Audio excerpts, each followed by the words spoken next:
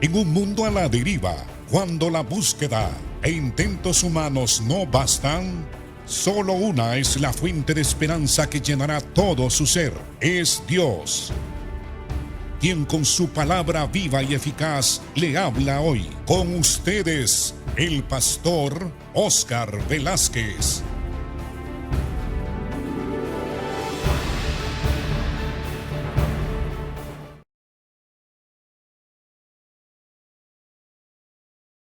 Dios le bendiga, amado hermano y hermana, y a todas las personas que están viendo este programa, sintonizando esta emisora y televisora. Sean bienvenidos y los felicito por el deseo de aprender y de escuchar la palabra del Señor. ¿Sabe usted de que hay una bienaventuranza que el Señor pronunció respecto a las personas que escuchan la palabra? Una mujer, en una ocasión que Cristo estaba enseñando, gritó interrumpiendo el sermón o la enseñanza del Señor y dijo: bienaventurado el vientre que te dio a luz y los pechos que amamantaste. Se estaba refiriendo de que María, la madre de Jesús, era muy bienaventurada por haberlo dado a luz. Entonces Jesús dijo: antes bien, más bienaventurados son aquellos que escuchan mi palabra y la guardan. Así que si usted quiere ser bienaventurado y permanecer bajo esa bienaventuranza, persevere en el estudio, en la lectura y escuchando programas así como este que hablan de la palabra del Señor. Estamos en Lucas. En el versículo 37 es la conclusión del capítulo 21. Jesús ha estado hablando de su segunda venida, de las señales que van a ocurrir antes que Él venga, de la actitud que los creyentes debemos de asumir frente a la segunda venida de Cristo, advirtiéndonos también de que debemos de prepararnos, estar listos, llevar fruto y una vida activa en el Señor. Y en el versículo 37, Lucas hace un breve resumen de todo lo que el Señor hace respecto a su ministerio. Y dice: y enseñaba de día en el templo, y de noche él salía del templo ya por el atardecer, y se estaba en el monte que se llama de los Olivos. Y todo el pueblo venía a él por la mañana, porque Jesús, muy de mañanita, oraba y salía con los discípulos hacia el templo. Entonces el verso 38 dice que todo el pueblo venía a él por la mañana para oírle en el templo. Ya todo el tiempo Jesús estaba enseñando en el atrio del templo. Pasamos entonces al capítulo 22 de Lucas. Y dice así: estaba cerca la fiesta de los panes sin levadura, que se llama la Pascua, y los principales sacerdotes y los escribas buscaban cómo matarle, porque temían al pueblo. Entonces buscaban la ocasión, el momento para poder matarle. Y entró Satanás en Judas, por sobrenombre Iscariote, el cual era uno del número de los 12. Y este fue y habló con los principales sacerdotes y con los jefes de la guardia, o sea, de los que guardaban, protegían y vigilaban el templo, con los jefes de la guardia, de modo que como hablaba de cómo lo entregaría. Y ellos se alegraron y convinieron en darle dinero. Y se comprometió, Judas se comprometió y buscaba una oportunidad para entregárselo a espaldas del pueblo. Ellos mismos, esta élite religiosa, reconocía que Jesús tenía una enorme simpatía del pueblo porque le predicaba al pueblo, porque sanaba las enfermedades del pueblo, porque pastoreaba al pueblo, porque para eso había venido el Señor, a predicar la palabra, el evangelio del reino, le daba esperanza de vida eterna. La gente venía a él y él no rechazaba a nadie porque no tenía prejuicio contra nadie y porque Dios es amor. Él entonces atendía las necesidades del pueblo, tenía compasión del pueblo. Y la gente lo amaba, la gente simpatizaba con él, la gente era testigo, el pueblo era testigo de cómo los fariseos, escribas, sacerdotes, los saduceos también entraban en controversia contra Jesús y cómo Cristo los hacía callar con su sabiduría. Y esto alegraba al pueblo. El pueblo estaba con él. Ellos temían no a Jesús. Ellos temían no a Dios, no al Padre que había enviado a Jesús. Ellos le tenían miedo al pueblo. Así que lo querían matar. Pero no tenían ocasión de matarlo porque el Señor siempre estaba rodeado de sus discípulos y de una multitud de personas. Así que no podían matarlo delante del pueblo, porque el pueblo los podía matar a ellos, los podría matar a pedradas. Ese era el miedo que ellos tenían. Entonces, en esta ocasión, en esta fiesta de los panes de levadura,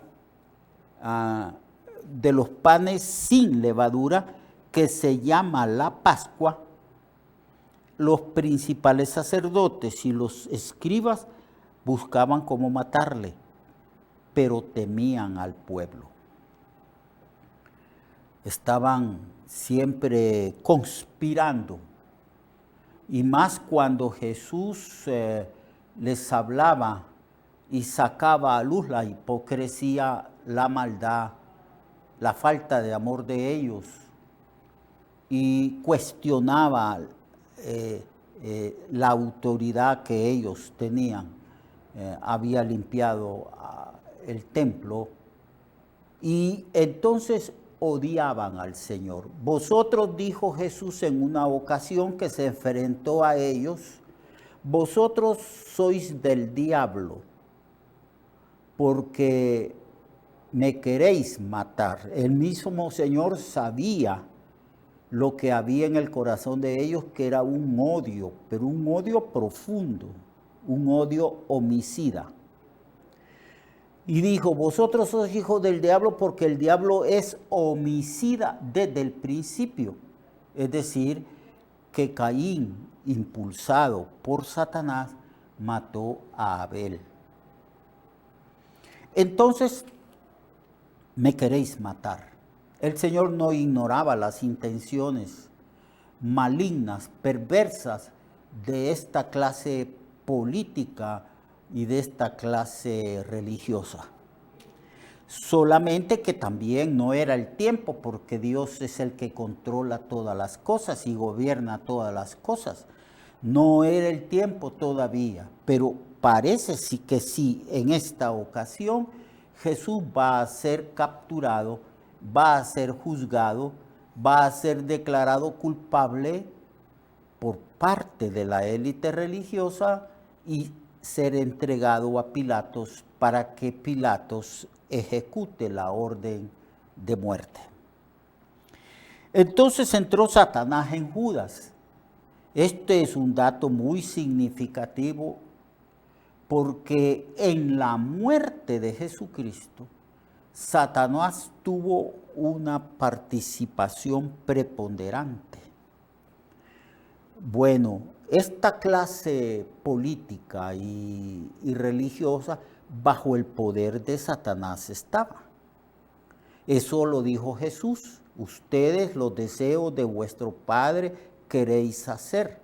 Se refería a los deseos que ellos iban a hacer, los deseos de Satanás. Satanás siempre quiso matar a Jesús. Aun cuando Jesús era un bebé, Satanás instigó a Herodes para matar a Jesús, que tuvo que huir a Egipto. Y todo el tiempo a lo largo de la vida el diablo quiso destruir, matar a Jesús. Luego usó a la clase política y también religiosa para matarlo. Por eso Jesús les dijo, ustedes quieren hacer los deseos de vuestro padre, que es el diablo. Él ha sido homicida desde el principio. Fue una acusación tremenda, pero verdadera, la que Cristo hizo contra los fariseos, escribas y sacerdotes, contra la clase política que eran también los herodianos. Entonces vemos aquí a Satanás orquestando la muerte de Jesús. Entró Satanás en Judas. No dice el texto que influyó en Judas, sino que entró literalmente, porque así se hace o se señala la responsabilidad del diablo. El diablo es un ángel, un espíritu caído, del orden de los querubines, que entró en Judas. Entonces el verso 3 dice, y entró Satanás en Judas, por sobrenombre Iscariote, el cual era uno de los número de los 12. Y este fue y habló con los principales sacerdotes y con los jefes de la guardia de cómo se lo entregaría. Ellos se alegraron y convinieron de darle dinero. 12 piezas de plata, que era el precio que se pagaba por un esclavo. Eso es lo que le ofrecieron a Judas. No debemos de olvidar que Judas tenía una debilidad, además de no ser leal. La debilidad de Judas era el dinero. Él tenía avaricia y era ladrón. Juan lo declara en su libro que escribió en su evangelio. Era ladrón y que solía tomar ese dinero de la bolsa, que era un dinero destinado para los gastos del grupo y también para ayudar a los pobres. Él robaba, él no podía abstenerse de ese impulso de robar, era ladrón. En él había avaricia, mucha avaricia. Tal es así que le ofrecieron dinero para entregar a Jesús y él aceptó ese dinero. Y desde entonces Judas estuvo viendo la manera en que podía entregar a Jesús a espaldas del pueblo, a entregarlo de tal manera que el pueblo no se diera cuenta. Por eso fue que a Jesús lo capturaron en la madrugada o en la noche. Entonces él se comprometió con ellos y buscaba una oportunidad para entregárselo a espalda del pueblo. Y la ocasión estaba en la fiesta. cerca de la fiesta de los panes sin levadura, que se llama también la Pascua. La Pascua la palabra Pascua quiere decir pasar por alto. Era una fiesta que conmemoraba un hecho histórico significativo e importante para el pueblo de Israel. Porque Israel fue liberado de la esclavitud a los cuales los había sometido el pueblo de Egipto, principalmente los faraones. Entonces Dios le decía al faraón: deja ir a mi pueblo para que me adore. Y Dios derramó 10 plagas.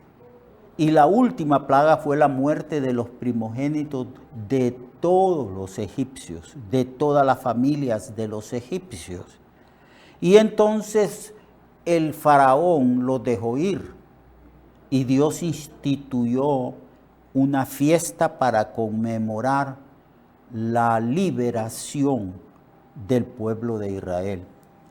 No vayan a olvidar que en verdad Israel creció como un pueblo esclavo en un lugar llamado Tierra de Gosén en Egipto. Ahí ellos fueron esclavos por 420 años. Y entonces el Señor instituyó la fiesta de la Pascua, así como cada país de Centroamérica, de América o de cualquier país del mundo celebra una independencia. Nosotros el 15 de septiembre celebramos el día de nuestra independencia. Así Israel celebraba el día de su independencia o de su redención o de su liberación, de cómo Dios los sacó con brazo fuerte y con mano poderosa y los liberó de la esclavitud de los egipcios, la esclavitud del faraón. Esa era la fiesta y Jesús sabía que esa era la última fiesta. Cómo he deseado, dijo el Señor, comer con vosotros esta fiesta. Había una cena donde se comía pan sin levadura, se hacía una sopa con hierbas amargas que simbolizaba todos los sufrimientos que había tenido el pueblo de Israel en Egipto. Y ellos enseñaban el simbolismo, el significado de los símbolos de esta cena a sus hijos, para que no olvidaran cómo era que Israel había sido liberado por Dios. Cuando Jesús instituye lo que nosotros llamamos Santa Cena, es que Jesús está también instituyendo una fiesta, un sacramento para nosotros los cristianos, que celebramos también nuestra liberación como los israelitas celebraban su liberación a través de esta cena pascual. Entonces, la cena pascual de los israelitas consistía en comer cordero también. Sacrificaban un cordero. ¿Recuerdan cómo fue liberado el pueblo de Israel en Egipto? Comieron un cordero, quemaron lo que sobró, pusieron la sangre en los dinteles de las casas y el ángel pasó ejecutando juicio, matando a los primogénitos. Entonces ahora vemos aquí a Jesús comiendo la cena. Y ya Satanás encontró la ocasión, Judas también, y los enemigos de Cristo. Y buscaba la manera de entregarlo. Y en el verso 7 dice, llegó el día de los panes sin levadura o de la Pascua, en el cual era necesario sacrificar el cordero de la Pascua. Y Jesús envió a Pedro y a Juan diciendo, id, preparadnos la Pascua para que la comamos. Ellos le dijeron, ¿dónde quieres que la preparemos? Esto lo vamos a hablar mañana. Vamos a explicar este asunto de la Pascua, cómo Cristo también instituye la Santa Cena para nosotros los cristianos y cómo Jesús fue capturado para después ser entregado a los gentiles y muerto en una cruz para la expiación y redención de nosotros. Dios le bendiga, lo espero mañana para que continuemos estudiando este Evangelio según San Lucas. Dios le guarde en todo. Recuerde que su vida puede cambiar y mejorar, porque la palabra de Dios es viva y eficaz, y más cortante que toda espada de dos filos. Hebreos 4:12. Nuestra oración y deseo es que esta palabra predicada lleve mucho fruto. Le esperamos en el próximo programa, a esta misma hora y en esta misma estación. Esta es una producción de Ministerios Reflexionarte, en colaboración con Sidkenu Network.